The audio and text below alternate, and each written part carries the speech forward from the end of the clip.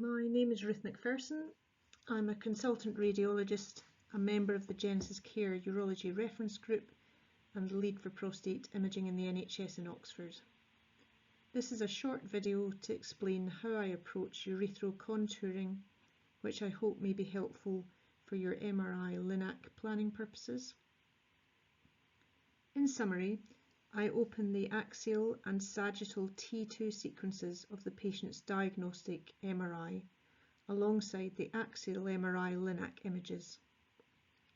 I utilise the diagnostic MRI to delineate the urethral route from penile bulb to bladder neck, as the anatomy is easier to define on the baseline scan, particularly if the patient has had hormonal therapy prior to the planning MRI-LINAC images being acquired. I then outline the urethral course on the MRI-LINAC images.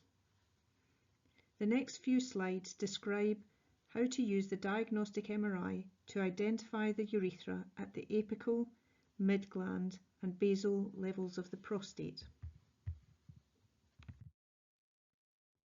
This sagittal image gives an overview of the most common upside-down L-shaped routes of the urethra through the prostate from the bladder neck superiorly to the penile bulb inferiorly, with a dip in the bladder neck, an initial posterior course to the peripheral zone/transitional zone junction, where the ejaculatory ducts insert into the urethra, and then a generally straight course inferiorly to the apex and into the penile bulb. The easiest place to start is on the axial view of the diagnostic MRI at the prostatic apex, at the level of the external urethral sphincter, as the urethra has an identifiable low T2 signal fibrous wall, as seen here, with the lumen, a slit-like focus of low T2 signal, in the middle.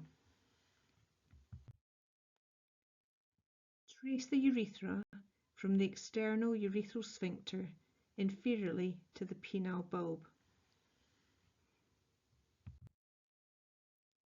Then trace the urethra more superiorly to the mid-gland level, where it tends to lie just anterior to the peripheral zone/transitional zone junction.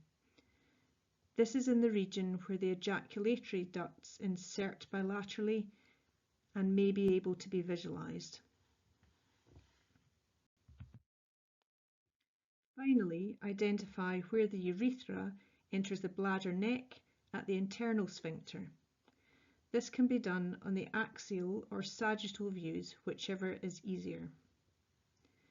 Now try to trace the urethra from the bladder neck down to the mid-gland level. This can be very challenging due to adenomata compressing the lumen. If it cannot be delineated, the urethral route will have to be interpolated between the bladder neck and the mid-gland level on the MRL images.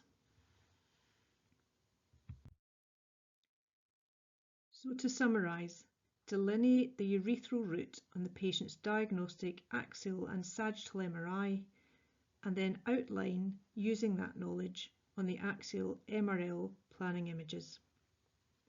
I hope this video has been of help to give some structure to the process of urethral contouring.